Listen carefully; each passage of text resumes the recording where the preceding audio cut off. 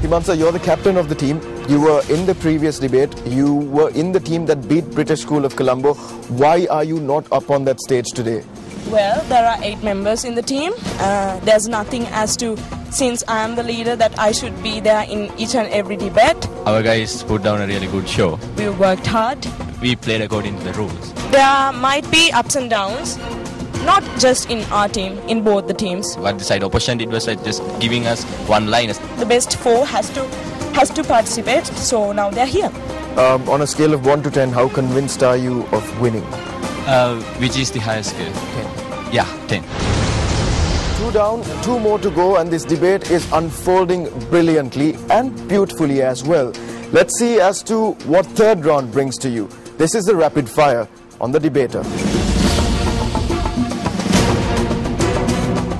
Most intelligent ladies and gentlemen, I'm very disappointed, I must say. We have no intention of offending the opposition, but I badly want to throw a bucket of water at them, because they seem to be living in a dream world, ladies and gentlemen. Let's be realistic. They want humanitarianism. They want people to not be capitalistic. But unfortunately, the reality is such. People are capitalistic. So what team of proposition is here to achieve is those humanitarian objectives, using capitalism, using profit motive, and therefore side with the proposition. Forgive me, sir. I have polluted. Go thy way, thy sins are offset. Goody! More license to pollute! What sort of a redemption is that from carbon emission? Anyways, no one's going to know I got this, so who's going to be measuring? Wow, that was really dramatic. But ladies and gentlemen, what actually matters is the logic and the proof that you prove to the House. On the side proposition, we have analyzed the arguments properly, and we have given statistics and examples to prove that this has been effective. But unfortunately, the side opposition did not give us any statistics and example, and they keep saying no to what we said. Well, as educated gentlemen and gentlewomen, we all know how can that sustainable development cannot be achieved when there is a recession.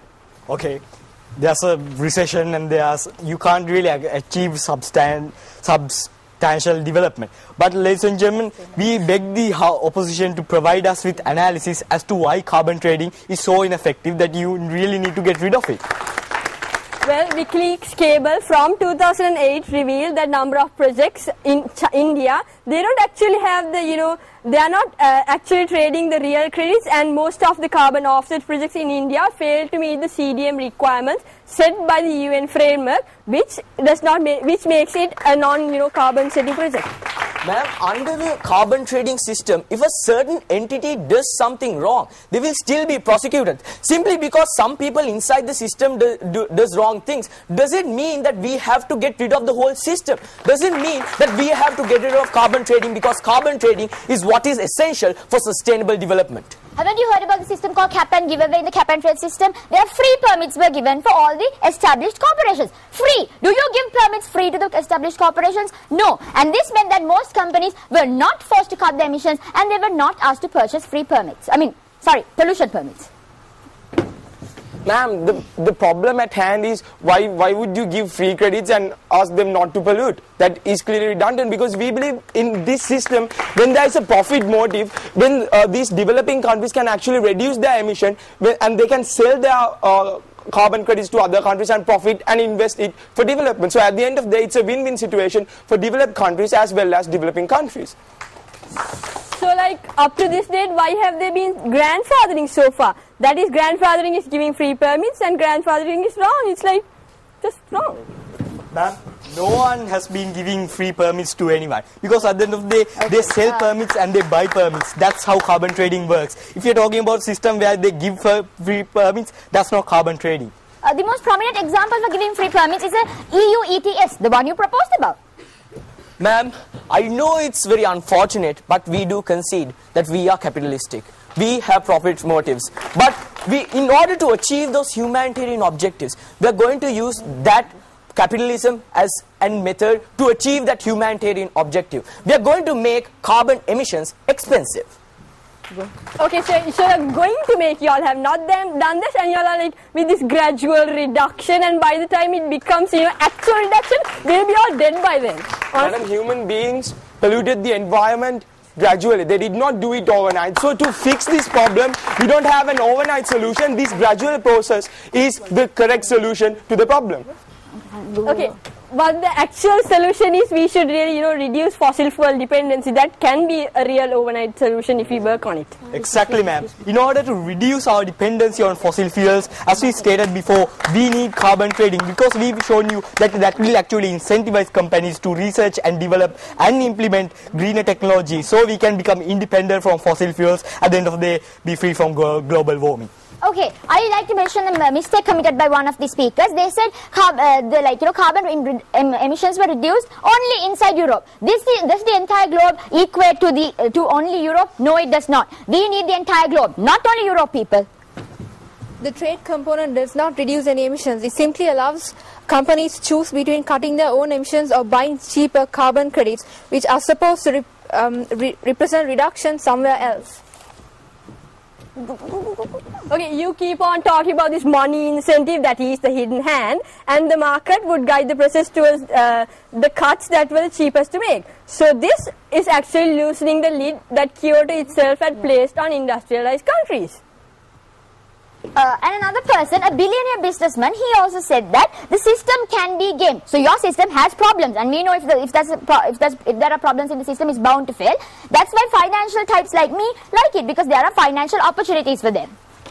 And then also the trading thing, the market-based thing, is also known as the flexible mechanism. And when it's flexible, people can actually manipulate that. And this flexibility might come at a very cheap cost in the short term. But when it comes to long term, it is not what we actually call effective. Therefore, carbon trading is not effective in reducing carbon emissions. During round number 1, we saw a song being performed on the stage. Today, we saw a drama that unfolded during round 3. It keeps getting better. We have one more round, and this is the sum up on the debater. One can never give a value to their parents. But if so, how can one give a value to Mother Nature, who unselfishly provides all her resources to us? Carbon is such a resource. Myself and my teammates have proven our statements about the topic, and we stand our ground proving that carbon trading is not an effective tool in the reduction of carbon emissions, and our team was strong enough in our arguments. Carbon trading is not an effective way of reducing carbon emissions because it literally gives countries, corporations and companies the ability of polluting their own environment if they have money or rich in resources. Thus, we have to ensure that more feasible and effective steps are introduced, such as tax scheme and overall reduction of carbon emissions by improving proper machinery in order to curb carbon emissions and introduction of alternative forms of energy so that the overall use of carbon fuels can be reduced. Thus, it is imperative that we use actual solutions to reduce carbon emissions instead of offsetting carbon gases, which are done currently, and concentrate on a sustainable way to maintain the environmental resources and for the future generation.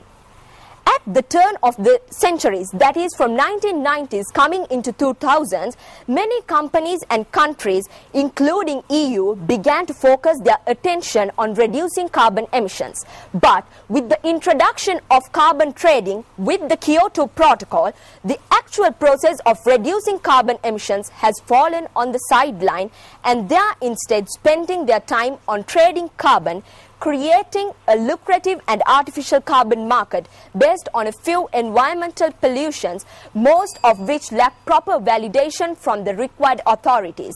Thus, learned judges, my dear worthy opponents and members of the House, I would wind up by saying that carbon trading is not an effective tool in the reduction of carbon emissions. the opposition with one-liners, with no proof, and just one-liners like manipulation and all. And ladies and gentlemen, the carbon, which is the main cause of this issue, is now a resource to them, quite ironically. So let me move on to my case. We had two burdens of proof to actually prove to this house in order to win this debate. One is that carbon trading is an effective tool in reducing carbon emissions, where we said that the cap is actually reducing year by year, and actually when you need to pollute more, these companies will actually need to buy these carbon credits, and thereby which makes a loss for them, and thereby they are forced to actually reduce their emissions. What they said was that they don't need money-minded capitalism, where we said that reducing emissions is profit, because we are targeting the companies which are profit-oriented. This is one of the best methods. And also they said that those who need to pollute will actually just buy and pollute more and more. But that was just one-liner, ladies and gentlemen, because these carbon credits are not just cheap like toffees, because they are really expensive, and they are getting more and more expensive year by year, simply because the number of carbon credits are getting lower. And also they talked about developing countries, where they believe that developing countries have no say when it comes to carbon trading. But no, ladies and gentlemen, developing countries are one big party who will benefit more than actually the developed countries, because they can actually gain foreign exchange by selling their excess of carbon credits to developed countries. And also they are talking about countries where the economy has been collapsed, but when it comes to the countries where their economy has been collapsed, this is clearly an advantage to them, because they can actually sell their excess number of credits and actually revive their economy by investing. And also our second burden was to prove that this creates enough and more incentive for companies to go green. And we have already proved that, because since we are targeting the companies who are polluting more and more, but who are profit oriented, simply because we are providing them with an avenue to actually gain profit, we can actually reduce the amount of carbon emissions, and therefore the carbon trading is one effective method of getting away from carbon emissions. Thank you.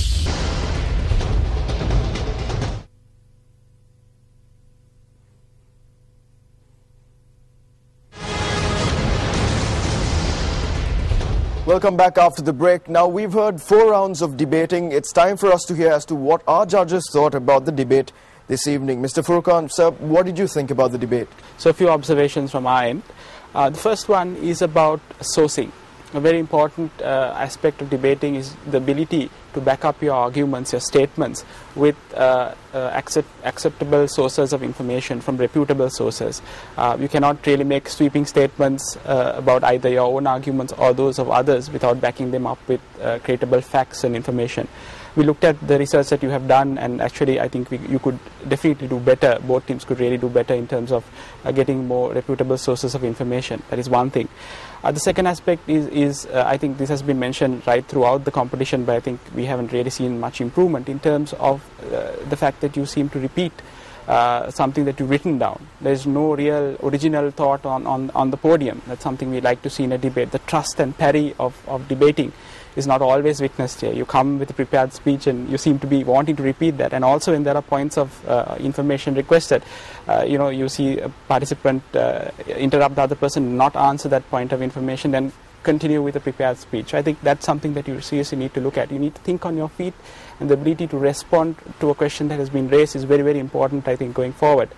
Also, some of the arguments I felt, even those from competitors who have sources, seem very repetitive. The same information being regurgitated once again. So you need to have different sources of information. If you take the topic, I think it's uphill task for the opposition, and they did their best, and the proposing side also made certain strong contentions, and the weak point I have seen from both sides is the structuredness of the arguments, the presentation or the structure of the arguments, and demolition of the arguments in an orderly manner.